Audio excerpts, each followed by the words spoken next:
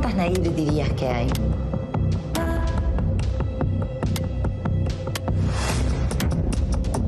¿Usted sabe usar un arma?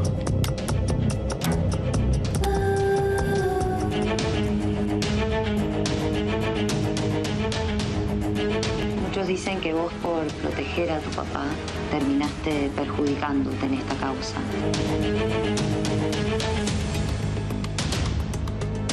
Yo creo que nadie es nadie para decidir sobre la vida de otra persona. ¿Por eso te sentís culpable? Sí.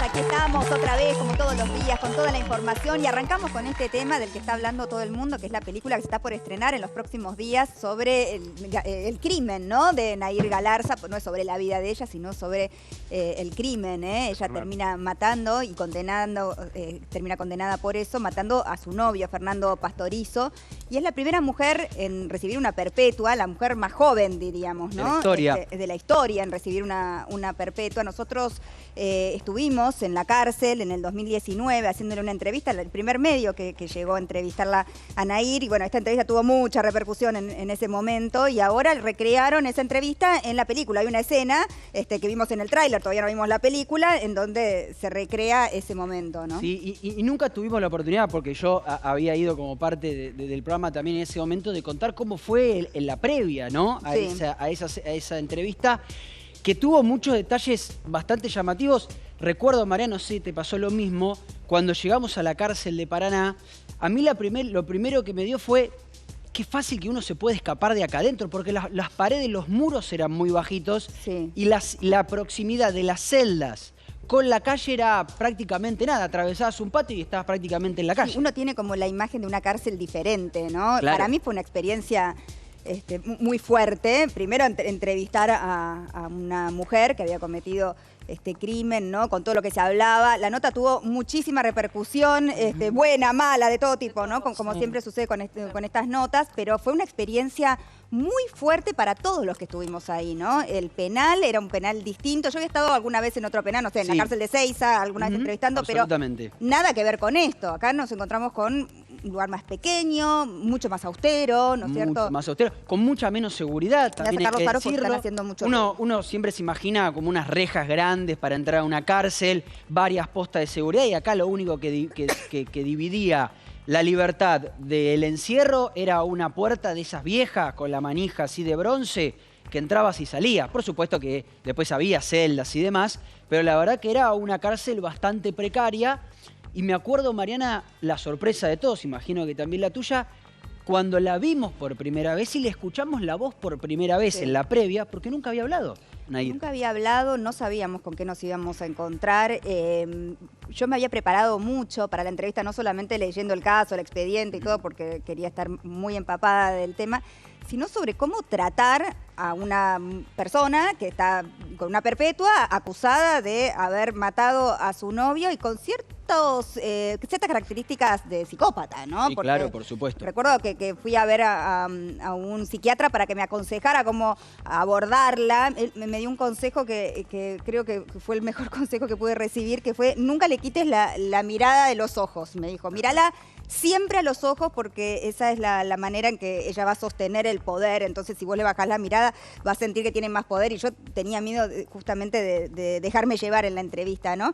Y hubo un momento de un silencio eterno, que para mí fue interminable. Después vamos a mostrar ese pedacito, en donde ella me miraba a los ojos y yo la miraba y decía, no le tengo que bajar la mirada, y fueron muchos segundos muy largos con una pregunta que yo creo que a ella la impactó, que no supo cómo responder, y que luego en el tiempo se explicó, ¿no? Porque hubo giros en la causa. Ahora vamos a repasar un poquito lo que fue todo el tema del juicio a Nair y el giro que dio un tiempo después. Sí, y en la entrevista también introduce, menciona, hace foco por primera vez en el padre. Sí. ¿No? Que después se va a convertir en una estrategia por parte de la defensa a mi punto de vista, una locura absoluta, que el padre pudo haber matado a Fernando, pero eso es una opinión mía y de la justicia, ¿no? Que la condenó. Pero vos no te dio la sensación, ahora vamos a repasar el caso, pero yo recuerdo que cuando llegué ese día a la entrevista, yo tenía una sensación de que el padre había tenido un protagonismo, de acuerdo a las declaraciones que había leído de todo el mundo, ¿no? Y lo que ella misma había declarado, lo que se sabía, ¿no? Del caso, un protagonismo distinto. Yo creo sí. Yo creo que el padre tuvo un protagonismo muy importante luego del crimen. Ella cuenta que luego del crimen, ahora nos metemos en los detalles, pero ella cuenta que luego del crimen llega, siempre les dijo que ella se había ido a dormir, a vos te dijo, entré a mi habitación y me quedé quietita porque era una bola de nervios, y después le aviso a mis padres. Yo creo que el padre tuvo ahí una injerencia que ella lo primero que hace, porque el padre no, la policía, el padre, en toda su carrera jamás había llegado tarde al trabajo. Justo ese día llega tarde por primera vez al trabajo. Lo que siempre se sospechó, e imposible probarlo, es que ella llega, le cuenta al padre lo que había hecho, el padre trata de ayudarla a ocultar cualquier evidencia del crimen y por eso el padre termina llegando tarde. Ella no. Entiendo. Ella dice que se encerró y que después le contó a los Ahora padres. vamos a repasar todo el caso y vamos a contarte lo que no contamos de la entrevista. Cuando pasa el tiempo uno se anima por ahí a hablar un poquito más, ¿no? En ese momento. ¿Cómo nos recibieron? Cómo nos recibieron, viajamos a Paraná, éramos un equipo reducido, bueno, estabas vos, Martín, había otro productor más y había un par de camarógrafos y llegamos y el lugar, a mí me llamó mucho la atención, yo me senté a esperar en el patio interno, era como un patio con pasto, donde había ropa colgada, ¿no? Donde las reclusas suelen ahí, no sé, descansar, supongo un par de horas al día, ¿no? Un poco de aire. Inclusive había un par de reclusas y me senté ahí pensando cómo era vivir allí, ¿no? En una perpetua. Y se escuchaba todo el tiempo un colegio que creo que está enfrente o a la vuelta, y se escuchaban los chicos jugando, el auto frenando, la mamá llamando al hijo, el marido llamando a la mujer.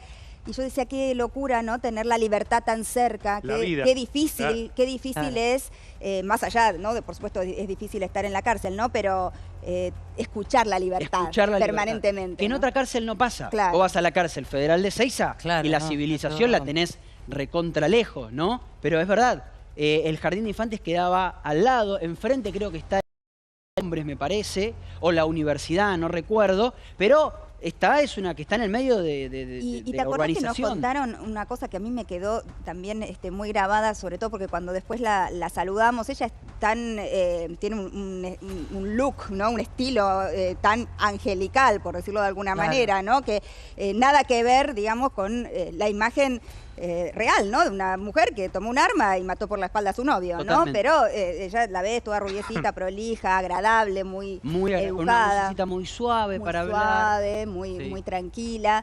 Y nos habían contado que muchas de las reclusas ahí le tenían miedo porque ella dormía sentada mirándolas. ¿Te acordás de eso? Tal cual. Dormía sentada. Me quedó muy grabado a mí. Como alerta. Y hasta había hecho... Estaba sentada y las miraba. Y entonces, imagínate para que le tengan miedo a las otras reclusas, digamos, ¿no? Porque en un lugar así... Había una de las reclusas había matado al hijo. Gente picante. Pesada, gente pesada. Y después de repasar el caso, si querés, Mariana, contamos la historia de la remera que tienen Aire. Porque es una historia particular. La remera que tienen Aire en la entrevista que le hiciste vos es la misma remera que tiene la actriz Valentina Serene después en la entrevista. Me encanta esa actriz para representar a Galarza. Sí, no es cualquier remera. O sea, la remera que tenían Aire el día de la entrevista con DDM, la entrevista con vos, es la misma remera que usa la actriz. Ella nos había pedido que le llevemos ropa. Es lo único que nos pidió. ¿Por qué? Ella nos pide particularmente... Ropa especial, le dice que rosa. Ella quería una remera rosa. ¿Vayas a comprarle ropa rosa? Sí, ella quería la remera rosa, el jean y unos zapatos de taco alto. Sí, eso pidió. Quería eso para la entrevista. Quería luquear, no tenía ropa para la entrevista, quería luquearse para la entrevista. También me llamó que tenía sus manos perfectas, me llamó la atención su pelo, ¿no? Que inclusive se lo pregunté en algún momento fuera en off de la entrevista y me contó que su mamá iba a hacerle las mechitas rubias, ¿no? Y que tenía como... mucho cuidado con su estética y demás, porque la verdad que no parecía una persona que estaba presa hace tiempo. ¿Cuánto llevaba presa en ese momento? Y de ese momento llevaba presa 2 años. Claro. ¿Y tramitar la entrevista fue muy difícil? Sí. Aparte todo el mundo la estaba pidiendo. Claro, eso sí me imagino. Muchos llamados. Muchos pasos, mucho... Y muchas entrevistas que ella rechazó. La aceptó a Mariana porque era Mariana. Había otras infinidad, que había rechazado hasta que llegó la oferta de Mariana y ahí acepta. Sí, eso me dio un poco de bronca en un momento, pero bueno, esto siempre sucede, ¿no? Porque así como fue muy ponderada la nota, también tuvo sus críticas, obviamente, como siempre sucede en estos casos, pero de muchos medios que estaban pidiendo la nota, ¿no? Como, ¿por qué ir a entrevistar a una asesina? Y yo siempre pensaba, ¿por qué no? ¿Por qué no entrevistar a un asesino, no es cierto? Conocer más a fondo, una cabeza que es capaz de hacer eso, ¿por qué? ¿Desde dónde? ¿Cómo luce una persona que es capaz de hacer eso y sin embargo su aspecto es otro, ¿no? La mayoría de las críticas era de gente que le hubiese estado... Que había pedido la entrevista, de hecho. Pero a lo largo de toda la historia se han entrevistado a un montón de... millones de hombres que han hecho... Andino mismo fue a hacer a Monzón a Las Flores cuando Monzón... sí, recuerdo. Lo que pasa es que Nair tenía... bueno, a Barrera lo hizo Andino. Supongo que sigue sosteniendo lo mismo, ahora lo vamos a repasar al caso, ¿no? Como una victimización permanente con respecto a lo que ella vivió y cómo lo vivió, y su relato no tiene que ver con lo que han dicho las pericias y el hecho por el cual fue condenada, ¿no? Todo lo contrario. De hecho, ella va llenando los espacios en blanco que llena ante tus preguntas y ante las preguntas de la Fiscalía, ella los rellena con "se me nubló todo, no me acuerdo de nada". Cuando ella va haciendo el relato, y no lo van a ver en los cortes, ella va haciendo el relato y cuando llegan los momentos más incriminadores para ella los soluciona con "y ahí no me acuerdo de más nada porque se me nubló". De hecho, vos en un momento le decís, pero entonces ese nublamiento venía de antes. Sí, venía de mucho antes, te dice ella. Ella llena todos esos huecos con "y estaba en shock y se me nubló". Y muchos silencios, nada. ¿no? Como que se tomaba un tiempo largo a veces para responder que bueno, había que sostener ese silencio. A mí me gustaría preguntarte, es un lograzo periodístico, buenísima, no le de producción, pelota a las decirlo, críticas, no gracias. le des bola a las críticas. No, fue todo un momento. A mí me gustaría preguntarte, a vos como mujer, más allá de que sos una profesional periodista, si en algún momento te dio piedad o si te olvidaste de que estaba frente a una asesina. No me olvidé nunca, pero sí reconozco que tenía la intención de todo el tiempo acordármelo, porque había ido con esa premisa. Sabía que su estilo y su suavidad al hablar podía embaucarme o confundirme, ¿no? Por momentos. Y de hecho, como espectadora de la entrevista que después la vi, hay momentos donde inclusive me veo yo como intentando no confundirme, ¿no? No sentí piedad, pero sí reconozco que estas personalidades te dejan muy cargada. Yo cuando me fui a esa nota me fui muy angustiada, o sea, me fui con una angustia terrible y tenía hasta una sensación... mira lo que te voy a decir. ¿Viste cuando uno conversa con alguien que es un psicópata que termina haciéndote sentir culpa en algún punto, ¿no? Claro. Entonces, bueno, fue como una sensación de confusión que por momentos se nos generaba a todos. De hecho, recuerdo que charlando con uno de los camarógrafos me decía, qué divina que es. Y yo decía que, claro, no. El problema es que había matado a una persona. Claro, pero bueno, ese estilo que tenía ella hacía que en el momento, digamos, dijeras, ¿es capaz esta persona de haber hecho lo que hizo? En particular, mucho morbo alrededor de su belleza, mucho morbo con la belleza. Ella misma lo dice, ella dice que fue condenada prácticamente, ¿no? La belleza de Mariana es también la juventud, ¿no? Porque vos sos una persona súper empática, te súper preparaste para poder mantener esa distancia, porque hay que construir, también hay que explicarle esto a la gente, ¿no? O sea, hay que construir esa distancia, porque uno... inevitablemente tiene un montón de herramientas, también de la propia personalidad, entonces también hay que trabajar eso de decir, bueno, yo sé que me puede llegar a pasar esto como entrevistador, entrevistadora, tengo que ir con las herramientas suficientemente afiladas como para en el momento no caer en la trampa. Las herramientas para mí eran estar lo suficientemente informada de la causa y tener esto todo el tiempo de la mirada presente, ¿no? ¿Quién era ella? ¿Qué fue lo que pasó? ¿Quién era la verdadera víctima, ¿no? De toda esta situación. Yo creo que... creo que pocas veces, no hablo de mí, vi tanta preparación para una entrevista. Muchas reuniones previas, vos, Mariana, leyendo el expediente. Y aparte para mí era importante generar un buen clima para que ella hablara, ¿no? O sea, como generar esa intimidad para que ella se prestara a hablar con la justa distancia, como decís vos, ¿no? Hubo que generar un clima. ¿Qué fuiste a buscar en el buen sentido, no? Porque cuando te preparaste, ¿qué estabas esperando que ella te dijera?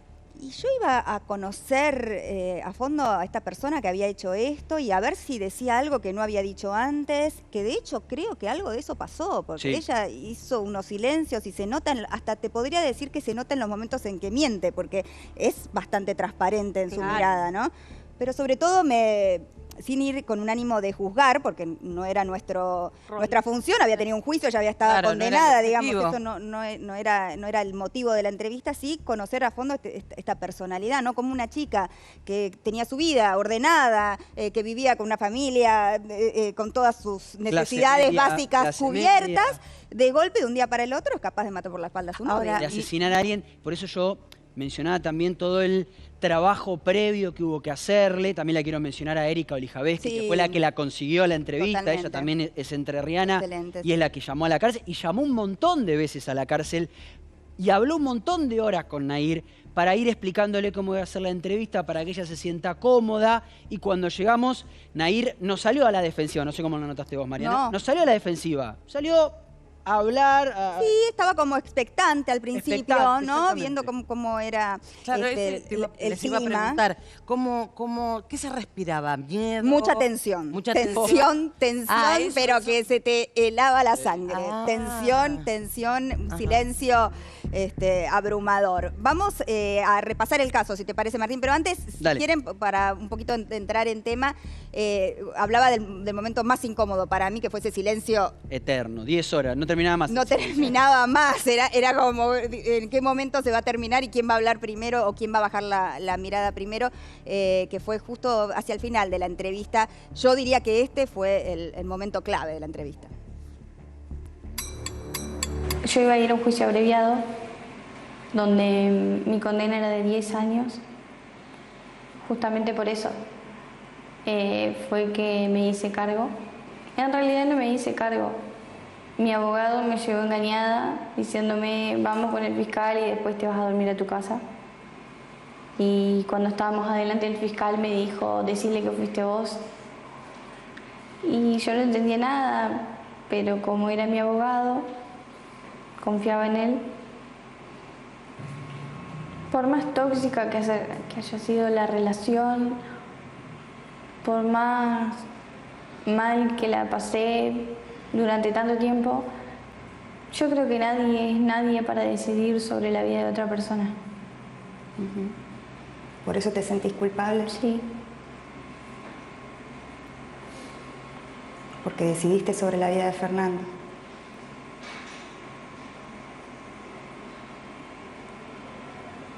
¿Le pedirías perdón a alguien, Nahir? Le pediría perdón a él. ¿Y vos te sentiste responsable cuando tomaste conciencia?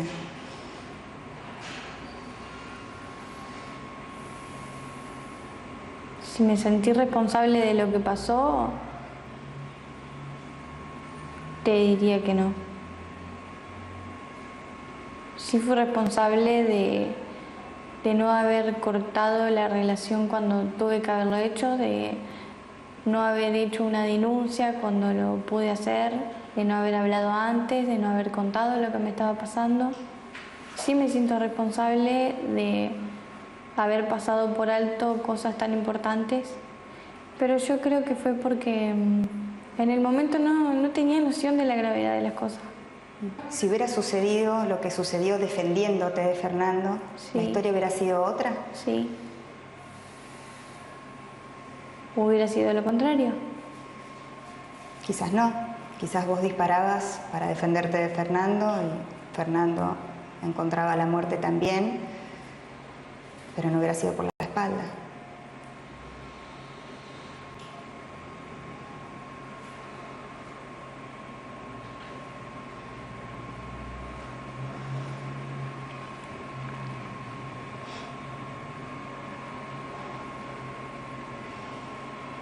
Fernando no se pudo defender, eso es lo que dicen las pericias. ¿Qué te pasa con respecto a eso? Y que eso es lo que dicen las pericias. No fue lo que pasó.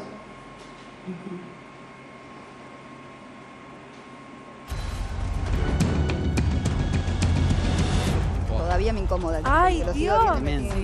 Tremendo. Fue eterno.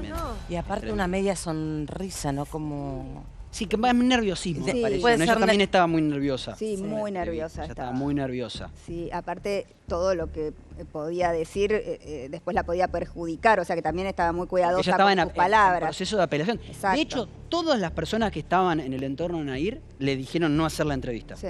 Ella fue en contra de todo su entorno, sus abogados, su padre, su madre. Todos le decían que no la tenía que hacer. Ella quería contar, ella quería hablar de la violencia que, de hecho, para mí, su postura en la nota, ahora vamos a repasar el caso, gira en torno a que si no hubiera sido que ella mataba a Fernando, ella sería una víctima de Fernando, ¿no es cierto? Por eso la pregunta. Algo contrafáctico. Ahí era lo que... Pero ahí dijo, yo lo hubiese denunciado. Claro, ella hacía mucho hincapié en eso, que ella no denunció lo que tenía que denunciar y todo terminó así. Pero vamos a repasar el caso, así desandamos el camino. Dale, el crimen de Fernando Pastorizo se produce el 29 de diciembre del año 2017. Nahir y Fernando tenían una relación típica de adolescentes o chicos que recién habían alcanzado la mayoría de edad, con idas y venidas.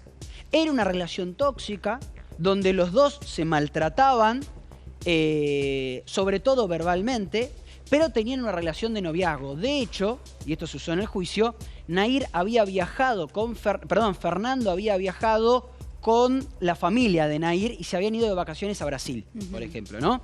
Se habían ido todos en auto y demás. Ella decía que tenían un vínculo. Que la madre había visto golpes, moretones y que ella le había negado. Sí, exactamente. Eso es lo que dijo Nahir. También quedó comprobado que unos días previos de todo esto, en una fiesta que se había hecho en un boliche de Gualeguaychú llamado Bikini, Nahir era la que había golpeado a Fernando. Esto dicho por los propios testigos y que queda en un audio, queda expresado en un audio donde Fernando cuenta que había sido golpeado por Nahir. Exacto, era una relación bastante tóxica. Y donde se celaban mucho también. Exactamente. Ese 29 de diciembre del 2017, Fernando Pastorizo, que se manejaba en una moto, llega con su moto a la casa de Nahir.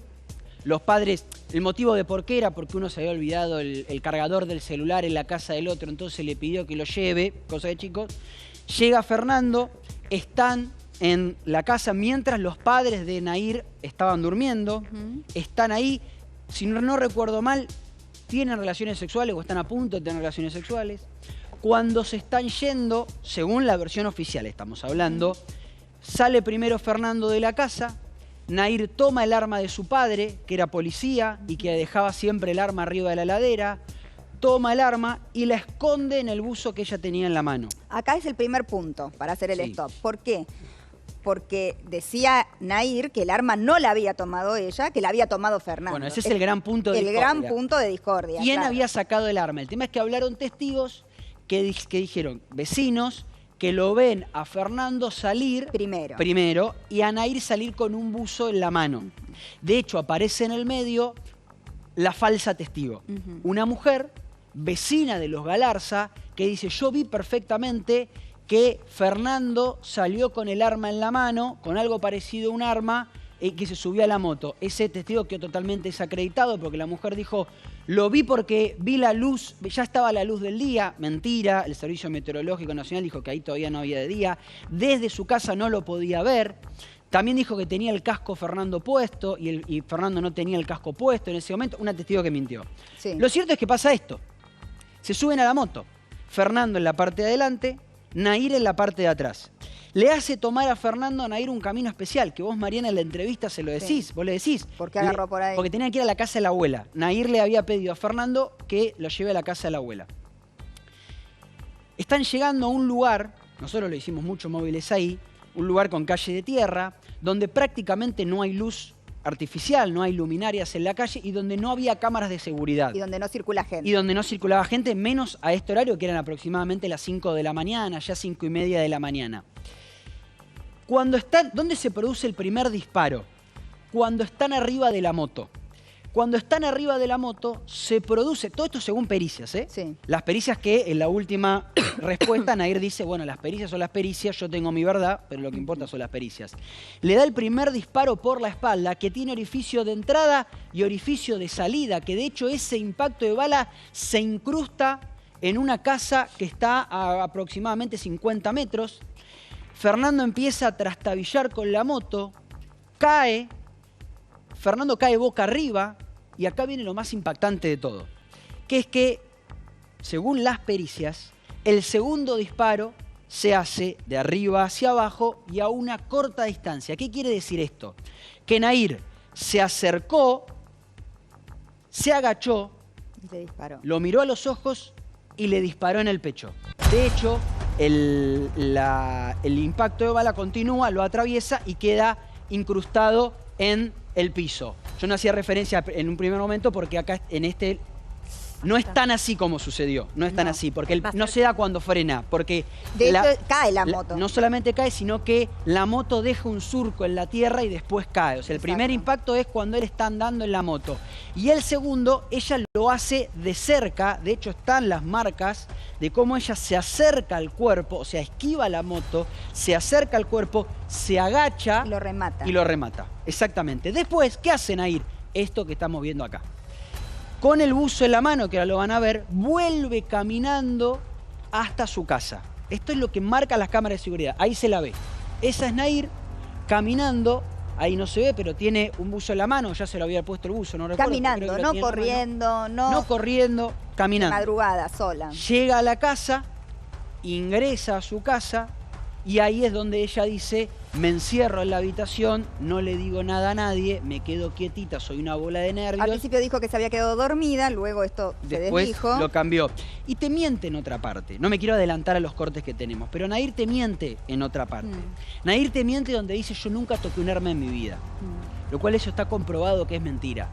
Cuando Nahir da su Nahir cambia la declaración 3 veces. Es interesante ver la cara cuando miente, ¿no? Porque ahí te das cuenta que todo puede ser mentira, absolutamente, desde el principio al final, ¿no? Absolutamente. Nahir, cuando vos le preguntás si ella maneja un arma, ella te dice que no. Sin embargo, y esto está en los videos y quedó asentado, cuando le dan un arma para que ella monte y desmonte el arma, la monta y desmonta rápidamente el arma. Después ella va a decir que no sabe usar un arma, pero ella monta y desmonta el arma. Aparte el padre la llevaba a tirar también. En un momento yo le pregunté quién agarró el arma, eso me acuerdo. Esa pregunta es otra de las preguntas claves. Vamos a ver ese momento. Siempre estaba ahí. Se hubiera imaginado. Tampoco se hubiera imaginado que alguien la iba a agarrar. ¿Quién agarró el arma? Fernando.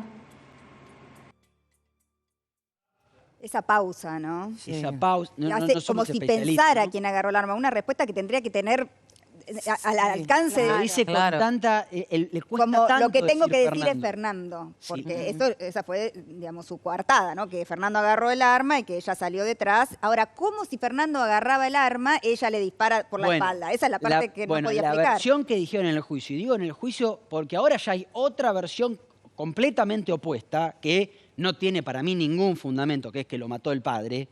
Yo siempre digo, por haber estudiado la causa, por haber estado en el juicio, que la única manera de que el padre de Nahir lo haya matado es que existan subtes en Gualeguaychú, y no existen subtes en Gualeguaychú como que para que pueda ir y volver sin que nadie lo vea. Pero ella dice que la versión de Nahir es que Fernando, cuando están saliendo, agarra el arma, que la empieza como a cancherear con el arma en la casa, que ella le dice: no, deja el arma, que ese es el arma de mi papá, se va a enojar, no, que yo hago lo que quiero, una cosa así. Que ella le dice: vení, subite, que ella se sube amenazada a la moto, que están yendo en la moto y que Nahir, según dice ella, por el miedo a que su papá se entere que habían estado manipulando el arma, o que Fernando había teóricamente estado manipulando el arma, que se la había llevado, supuestamente. Que se la había llevado, le saca el arma mientras están andando, le saca el arma y ahí se le escapa el primer disparo. Eso es lo que dice ella. Y para explicar el segundo disparo no tiene forma de explicarlo. Por eso ella dice: le doy el primer disparo y se me nubla todo. Y no me acuerdo de nada. Y después no sé qué pasó. Y lo vi ahí tirado y no supe qué hacer. Porque otro de lo que se le reprochaban a Nahir, que se los preguntaron inclusive, si según vos se te escapó el tiro y ponele que estabas aturdida. ¿Por qué el segundo tiro? ¿Por qué el segundo tiro? Pero suponete que estabas aturdida y salió un segundo tiro. Cuando vos te fuiste, le preguntan: ¿vos lo viste a Fernando muerto? No, yo no sabía que estaba muerto. ¿Y entonces por qué no le pediste ayuda a alguien para que lo vayan a atender si vos no sabías que estaba muerto? Y ella nunca puede responder por qué llega a su casa, se queda sentadita sin hacer nada y nunca le avisa a nadie como para que haya una ambulancia. Yo te pregunto. Básicamente porque es todo mentira, porque miente. Exacto, pero había algo con el padre ahí raro. De hecho, ahora vamos a ver la parte en que hablamos del padre, en una relación bastante particular la de ella con su padre, ¿no? Como un enamoramiento, una relación medípica, ¿no? Sí, no sé, medio, bueno, extraña, la verdad. Sí. Que en un momento se habló de que el padre podría haber sido quien dio el segundo tiro de Fernando. Sí, lo cual yo no le encuentro sustento, no le encuentro sustento. De hecho, es una versión que apareció mucho después del juicio, cuando se suma otra abogada a la defensa y quiere introducir eso. Y ahí en ese momento surge también, que esto es de estricta actualidad, surge una denuncia nueva que hace Nahir contra un hermano del padre por abuso sexual. Lo acaban de sobreseer al hermano del padre. Contra ella. Archivaron la causa. Sí, bueno, claro. Como que un hermano del padre lo había abusado, le acaban de archivar la causa. Lo que sí estaba acreditada era la violencia de género contra la madre, ¿o no? Sí, eso también existió. Sí, es verdad, eso también existió, que entró dentro de la investigación general, ¿no? Cuando se investiga el entorno. Se divorciaron después. Se divorciaron, no se pueden ver. De hecho, ellos tenían también, Nahir tiene un hermanito, ahora no sé cómo será su estado de salud, pero un hermano discapacitado, que requería una atención especial. Por eso fue todo un tema muy que el padre encubrió, no hay dudas. Yo no tengo dudas. No se pudo probar eso, pero hay indicios vehementes de que el padre sabía. Ahora vamos a ver la parte donde habla del padre, justamente, miren. Yo me enojaba mucho con mis padres porque, bueno, ellos se preocupaban por mí y yo no les quería contar nada. Entonces eso generaba conflicto. Y bueno, ahora obviamente que me arrepiento, porque ellos lo único que hacían era preocuparse por mí. Y yo era la que me enojaba y les reprochaba. ¿Ellos en algún momento se enojaron con vos por lo que pasó? No, no se enojaron porque creo que se daban cuenta de todo lo que estaba pasando. Pero como yo siempre les decía que no se metieran, que no se metieran.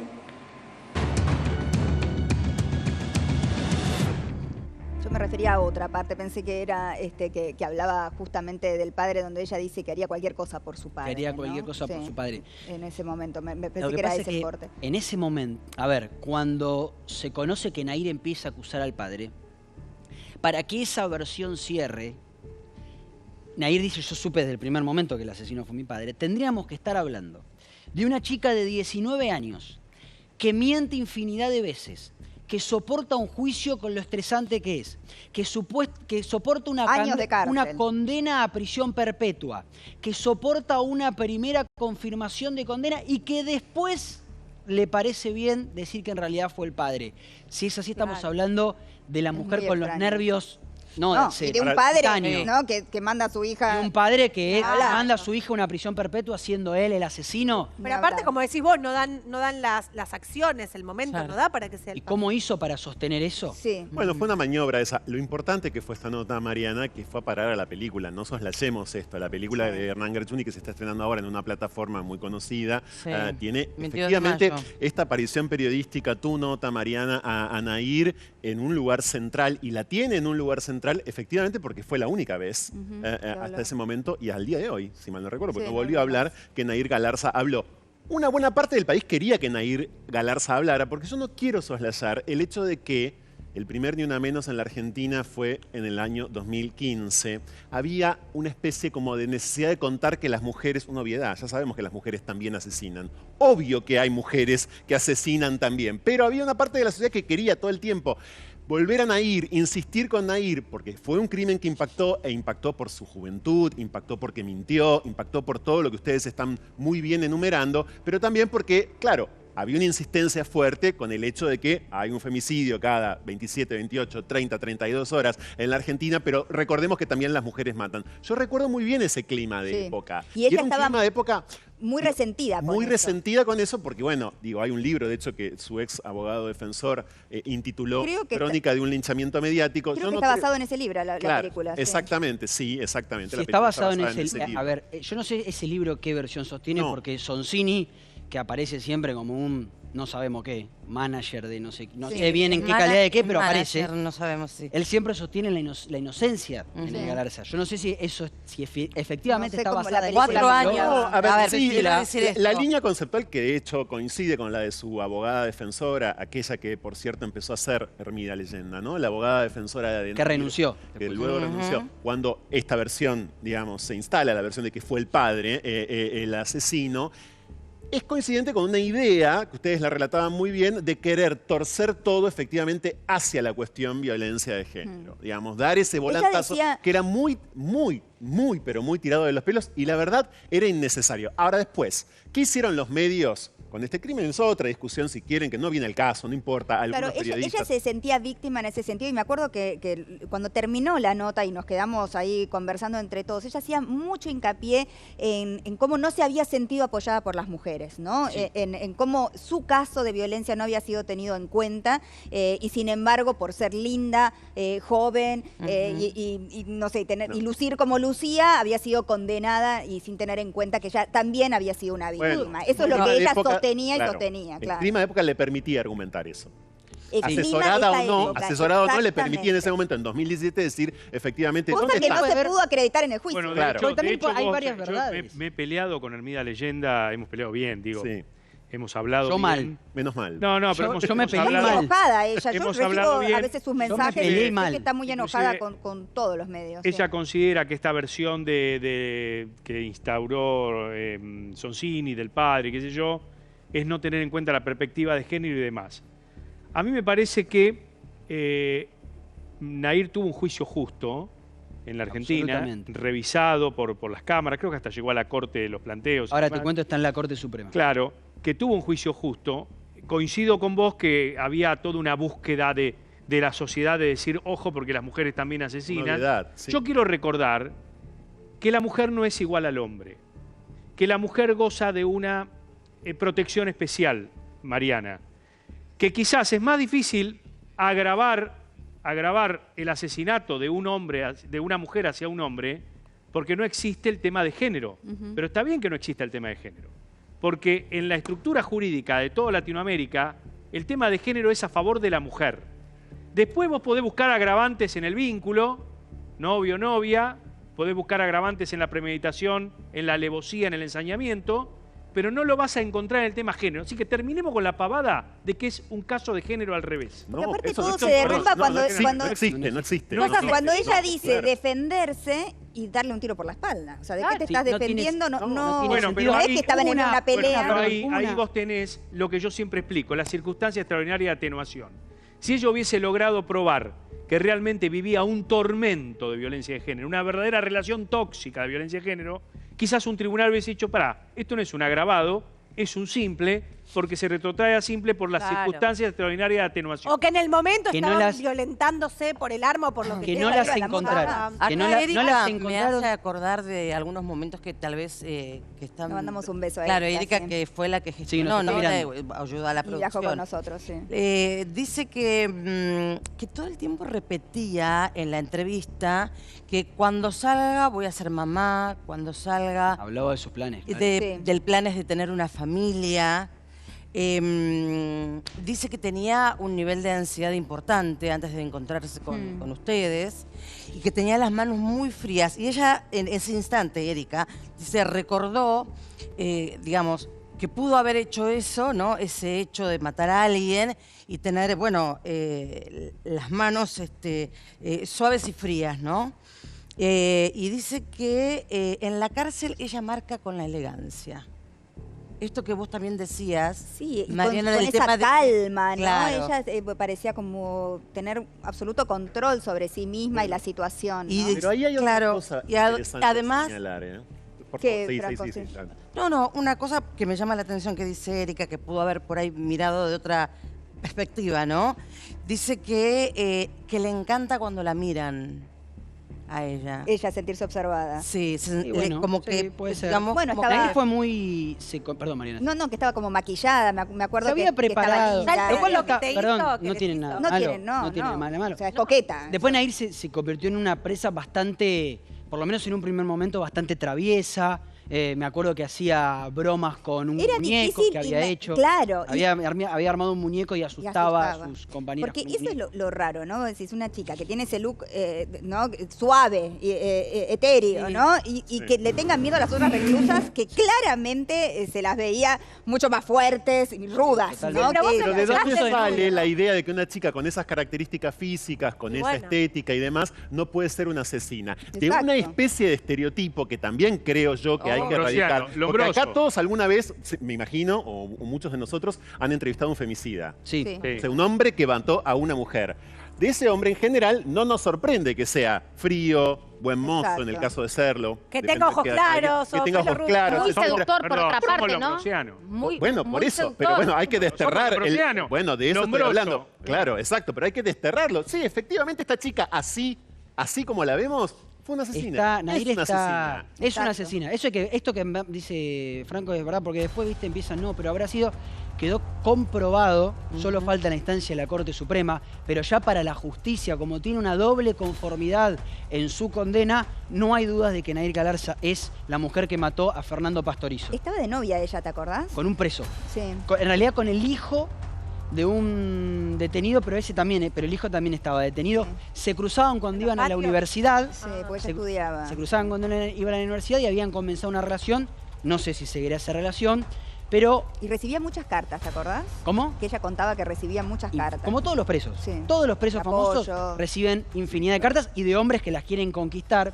Y quería mostrarte, Mariana, no sé si vos las habías visto. Estas son algunas, poquitas fotos que saqué en ese momento con mi celular de la cárcel. Este es un cartel que apareció, que estaba en el lugar, que me llamó la atención, por eso lo fotografié, del lugar donde le hicimos la entrevista, que era donde estudiaban. El cartel dice, no importa la edad ni tampoco el lugar donde te encuentres, la vida siempre te da otra oportunidad. Y a mí me llamaba mucho la atención que estábamos haciendo la entrevista de una chica que va a salir cuando tenga más de 50 años. Entró condicionado, va a salir con más de 50 años. Y este cartel era muy contrastante, ¿no? Porque la pregunta es, ¿y a Nahir la vida le dará otra oportunidad dentro de 50 años? Bueno, se verá. Y después la otra foto, Mariana, tiene que ver con lo que vos mencionabas del patio. Para que la gente tenga del otro lado una idea de cómo es el patio donde estábamos. Este es el interior de la cárcel de mujeres de Paraná. La cárcel donde está todavía alojada Nahir Galarza, ahí la vamos a ver, es esta que está ahí en pantalla. ¿Eso que es como una plaza? Es un patio interno. Es el patio interno. Lo que pasa es que muchas de las reclusas viven con sus hijos. Claro, es algo tremendo, porque son chicos que muchas veces nacieron y crecieron ahí. Y que hasta los 4 años de edad pueden estar ahí y, bueno, ni hablar que es otro tema, pero en ese momento después son como destetados de esa forma tan... Pero no está mal la recuperación, no está mal la recuperación, ¿eh? No está mal. No, para nada. Pero es fuerte, es muy fuerte la vivencia. La composición de la cárcel, perdón, me muevo, diré, pero me acuerdo de la composición, entrábamos por el sector derecho de la foto mirándole de frente, cruzábamos todo el patio y la nota se hizo adentro de ese lugar exactamente, que era la salita donde ellos estudiaban. Y lo que vos decías, Mariana, este paredón, un paredón así, es el que divide con la calle. La calle, y del otro lado de la calle está el jardín de infantes. Claro, por eso vos escuchabas. Claro, yo estaba sentada ahí en el pasto y yo decía, acá se respira la libertad. O sea, es muy fuerte para quien está encerrado ahí, que entiendo que debe suceder quizás en otras cárceles también, pero en general las cárceles que yo había conocido estaban aisladas, ¿no? de la civilización. Pero miren los paredones lo que son, ¿no? No estamos bien, si bien tienen ahí alambre de púa, pero no estamos hablando de grandes paredones, ni vemos. Y no es un dispositivo como de cárcel moderna, ni muchísimo menos. Es un paredón donde da a la calle y no son tan altas. Y ahí están los juegos. Y el personal muy amable, la verdad nos recibieron excelente, muy bien. Nos habían preparado un catering también. Nos recibieron con algo para comer y demás. Bueno, había como una sensación de Nahir como que era una chica que se portaba bien en la cárcel, ¿no? O sea, a pesar de este miedo que circulaba. Tengo la sensación de que ella tenía como el poder de los medios en sus puños, ¿no? Por eso, digamos, acepta con vos y no con tantas otras personas que fueron a esa fascinación debe estar, ¿no? También. No sé. Digo, yo no soy psicóloga, pero me parece que... Ella estaba muy enojada con algunas publicaciones que se habían producido, que contaban su historia, ella estaba muy enojada. De hecho, ella nos dio nombres de periodistas, dijo, doy la entrevista, pero en ese programa no trabaja tal y tal.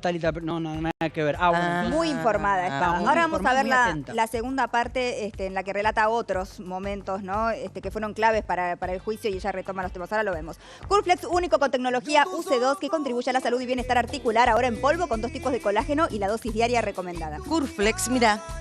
Es el único camino que querés hacer. Es el único vuelo que disfrutás. Y Curflex es el único con la tecnología que mantiene la estructura del colágeno intacta, permitiendo una mayor absorción, más alivio, resistencia y flexibilidad articular. Curflex UC2. Muchas gracias, Curflex. El próximo corte que vas a ver de la entrevista es el momento en donde ella cuenta la discusión con Fernando que lleva al desenlace fatal, ¿no es cierto? Ahora vamos a ver esa parte. Ofertas fantásticas en Casa del Audio. Aprovecha para llevarte todo con hasta 6 cuotas sin interés, créditos personales a pagar recién en 60 días y envíos gratis en toda la provincia de Buenos Aires. Entra ya en casadelaudio.com. Muchas gracias. Ofertas fantásticas en Casa del Audio. Aprovecha hasta 6 cuotas sin interés y envío gratis en toda la provincia de Buenos Aires. Cocina Escorial gas natural a 215.000 pesos. Entra ya a casadelaudio.com. Muchas gracias, Casa del Audio. Muy bien. Bueno, vamos a ver otro fragmento de la entrevista en donde ella justamente cuenta cómo arrancó esa discusión, cómo fue ese momento que termina con el desenlace fatal, matando a Fernando. Miren. ¿Vos sentís que estaba en tus manos la posibilidad de que Fernando se salvara? Supongo que no. Cuando ustedes agarran ese camino hacia lo de tu abuela, que era un callejón por el que no circulaba mucha gente, de alguna manera vos sabías que era una zona que no había gente, ¿no? ¿Por qué decidiste? Te digo la verdad, en ese momento no sabía nada. O sea que vos, ese aturdimiento del que hablás, empieza antes. ¿En qué momento arranca? ¿Cuando estaban en tu casa? Sí, en la discusión. ¿En la discusión en tu casa? Sí. ¿Y por qué te vas con él? Porque estaba amenazada. ¿Y no se te ocurrió tirarte de la moto? No sé. ¿Te daba más miedo quedarte que irte? Es que ahora te puedo decir sí, hubiera hecho tal cosa o hubiera tomado otra decisión, pero en ese momento no pensaba. Cuando estás en una situación así, lo que menos haces es pensar. Cuando vos publicaste en las redes ese texto justo después de que te enteraste que Fernando estaba muerto. ¿El de la imagen? Que vos dijiste que era un ángel que siempre iba a estar en tu vida. Esa imagen no la publiqué yo. ¿Cómo fue eso? A mí me secuestran el celular a las 8 de la mañana, ni bien me llaman a hacer la testimonial. Enseguida, ni bien llegué, el juez de garantía dio la orden de que me secuestren el celular y enseguida se los di y... O sea que vos nunca posteaste ese mensaje con la foto... Tengo entendido que no sé si fue al mediodía, a la siesta o a la tarde, pero imposible que haya sido yo porque me secuestraron enseguida el teléfono. Otra cosa extraña, ¿no? ¿Quién va a publicar eso? Ahí miente, de vuelta. La que publicó ese posteo es ella claramente, porque ese posteo, no sé si lo tenemos para ver en algún momento, pero digo... tiene frases que solamente ella podría conocer. La cantidad de años que estaban juntos, cómo le hablaba, frases de amor hacia él. Una foto que no estaba en ningún lado, que ella saca, o que sí que ella saca y la publica desde su carrete. ¿Vos sentís que ella se arrepintió de lo que hizo? No, y arrepentida no se muestra, sinceramente. En esta no puede reconocerlo, pero... no se muestra. Yo creo que cuando a vos te dicen que tenés 20 años o 19 años... y que vas a salir de la cárcel con los 53, a los 53, y te tenés que arrepentir. Yo creo que internamente, no se lo va a decir nunca a nadie, o pero se termina autoconvenciendo de su propia verdad, ¿no? Sinceramente, con la mano en el corazón, ¿tuviste miedo en algún momento? Bueno, en el momento ese del silencio largo, te confieso que de esa mirada, me acuerdo que era no sacarle los ojos diciendo tengo que dejarle mirarla, tengo que dejarle mirarla, pero en ese momento, no sé si miedo, porque era obvio que no me iba a pasar nada, Claro. Bueno, tampoco éramos tantos, había 2 camarógrafos, yo no sentí que ella me iba a atacar, No, ¿cierto? claro. Pero sí te confieso que vi qué había sobre la mesa y me acuerdo que estaban las 2 copas de agua Sí. y dije, esto es lo único que hay. Tuve como ese momento de No había guardias. no había guardias. Estábamos solos. Porque en algún momento ella se veía tan tranquila, tan en paz, pero con una cosa muy contenida, ¿no? De alguien que, qué sé yo, por ahí, así como sacó el arma y mató a Fernando, le puede agarrar un ataque de nervios, no sabés, digamos, cómo puede reaccionar, ¿no? Esta es otra de las fotos que saqué para que se ve la mesa, por ejemplo. Claro. Lo que vos mencionabas recién, Mariana. copas. Que se era 2 copas, tus apuntes y Estábamos no más muy que eso. cerca. Y ella pensó, mirá, Mariana, las uñas las pensó con Ella el estaba look de la impecable. artera, mirá, o rosa y rosa. Sí, era... Estaba muy arreglada, había como cualquier chica de su edad, digamos, ¿no? En ese sentido seguía siendo una chica de 19 años que casi no entendía por qué estaba ahí. Esa era la actitud, ¿no? Sí. Parecía. Acá me aclara Erika, la productora que la mencionamos recién, que cerró la nota. Ella pidió ropa color pastel, beige o tonalidad pastel, beige y rosa. Bueno, esa era la ropa no es que había casual. pedido. Eso la muestra para es lo mí. que le gustaba. Más es lo que le Para gustaba. más naif. Sí, me da la sensación, es un signo, digamos, para... Me da la suavizar la todos estética. colores Todo naif, color ¿no? rosa, Inocentes. naif. ¿Qué es lo que le gustaba a ella desde siempre? No Hay digo otra que no cosa sea que a mí me llamó la atención y en ese momento la remarqué porque llevaba 2 o 3 veces repitiendo el mismo término, que no se refería nunca, por supuesto, a haber matado a sí. Fernando, Claro. sino que se refería a que Fernando falleció, como si fuese que se hubiera muerto solo de una causa Yo natural. creo que eso tiene que ver con lo que le quedó a ella de lo que durante 2 años le repitieron los abogados. Claro. Nunca digas que lo mataste, o que Exacto. lo mataron, o vos decís falleció. Yo creo que a ella le quedó en el inconsciente lo que le deben haber repetido los abogados de lo que tenía que decir ante cada A declaración. veces cuando uno En el miente momento- tanto, que lo que vos acabas de decir, se termina creyendo su propia propia mentira. para, ¿esto pasó o no pasó? Porque lo empezás a perder. Sí, por En eso medio de repetía... otro torbellino, que es el torbellino propio del amor. Digamos, hay muchas personas en nuestra sociedad que matan en nombre del amor porque ligan efectivamente el amor a la venganza, al conflicto permanente, a la contienda total. Claro, porque el amor es a veces... tiene un poder asesino, digamos, muy mal tramitado, muy mal gestionado, en estos casos absolutamente extremos, te Entiendo puede tu llevar a punto. matar. Y esto mismo, en clave de género, bueno, nos lleva a otro lugar. Y ¿no? por eso ella, creo, no podía utilizar esa palabra. Este es el momento de la nota donde justamente hacemos hincapié. Miren. Voy primero con un aviso y enseguida vamos con el corte. Andrea, vos sos de acumular cosas viejas en tu casa, ¿no es cierto? No te dependes ¿cómo fácil de sabes? nada. Hay que cambiar, hay que desprenderse de lo viejo, hay que renovarse. Si tenés joyas y relojes antiguos que no usas más, hacelos valer en Cipriano. Y lo mejor de todo, te reciben en un ambiente seguro, con estacionamiento sin cargo. Visítalos en Patio Bullrich en Arenales 1276. Contactalos por WhatsApp al 11 54 59 45 55 o ingresar en ciprianocompra.com.ar para agendar una cita. Muchas gracias. ¿Estás pensando en vender tus objetos de valor? Elegí Cipriano Compra. Brindamos un servicio de excelencia junto al mejor asesoramiento. Si quieres vender en un ambiente seguro, Cipriano es tu mejor negocio. Muchas gracias, Cipriano. Ahora sí, la parte de la entrevista donde hablábamos de la diferencia, ¿no? Cuando hace referencia no a haber matado, sino a Fernando haber fallecido. Si sos de las que aman el azúcar, te vas a enamorar de Hileret Light. Hileret Light tiene todo lo rico del azúcar y todo lo bueno de evitar el exceso de azúcar, porque una cucharada de Hileret Light endulza como 2 de azúcar común. Probá Hileret Light y endulza como te gusta, usando la mitad. Adelante con el tape. ¿Qué fue lo que entendiste? ¿De qué tomaste conciencia? Y de que Fernando había fallecido.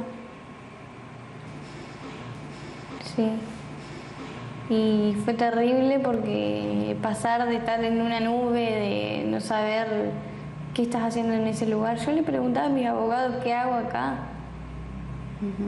¿Llorás? Y no me gusta decirlo, pero sí.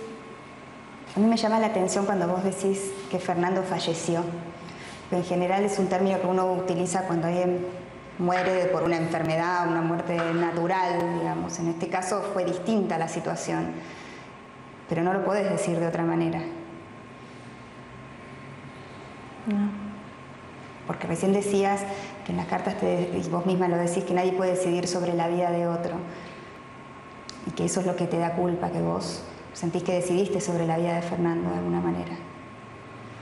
Es que haya sido accidental o no, la realidad es que hay una persona que falleció. Que para mí fue muy injusto lo que hicieron conmigo, tanto social como mediáticamente, porque creo que me condenó la sociedad y no la justicia.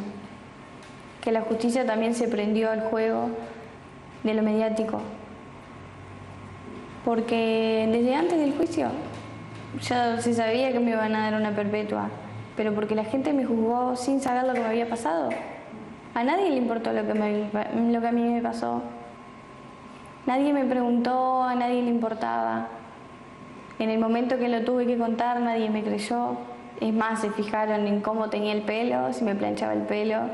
Se fijaron si tenía pintadas las uñas, en la ropa que llevaba. Nadie se preguntó qué pasó para llegar a una situación como esa. Viéndolo, que hace tiempo que no lo veía, ¿no? Ella habla de accidente. De accidente, claro, porque ella... Como que si se le hubiera disparado. Porque la postura de la defensa fue que era un accidente. De hecho, piden condenarla a ella por homicidio culposo. Cosa que no tenía ni ton ni son, porque ella no solamente le dispara por la parte, sino que después lo remata. Dispara, que es lo que ella no puede explicar, claro. Absolutamente. Pero acá me parece, Mariana, que en este corte te dice la mentira más grande de toda la entrevista. Cuando ella dice, a mí me condenó la sociedad y no la justicia, eso es una flagrante mentira. ¿Por qué? Porque a Nair Galarza la condenó la justicia en un juicio justo, como recién decía Mariano, donde las pericias, que es la base de un juicio, marcaron que ella lo había asesinado y que el último tiro fue para rematarlo. Por eso cuando es tan importante la pregunta tuya, donde ella dice, esta es mi verdad. Y las pericias, no, bueno, las pericias son las pericias. No, las pericias son los que determinan lo que pasó o lo que hace, o lo que puede hacer que un juez se pueda aproximar a la verdad, o pueda aproximarse a una recreación de la verdad. Y esas pericias dicen que ella lo mató a Fernando, no fue la sociedad, fue la justicia. Martín, Mariana, ¿qué dicen las pericias psicológicas? ¿Qué dijeron las pericias psicológicas respecto de, bueno, su personalidad, su forma? Tenía no recuerdo ahora bien la palabra, pero algo así como que tenía una facilidad para mentir y como que tenía también una distancia para sentir. Exactamente, sí, una persona muy fría. Sí, como se suele describir a personas con rasgos psicopáticos, ¿no es cierto? Como alguien que puede tomar esa distancia de los hechos y no sentir los propios. De hecho, ella habla como si no hubiera estado ahí, ella. Sí. ¿Vos a quién sentiste que conociste, Mariana?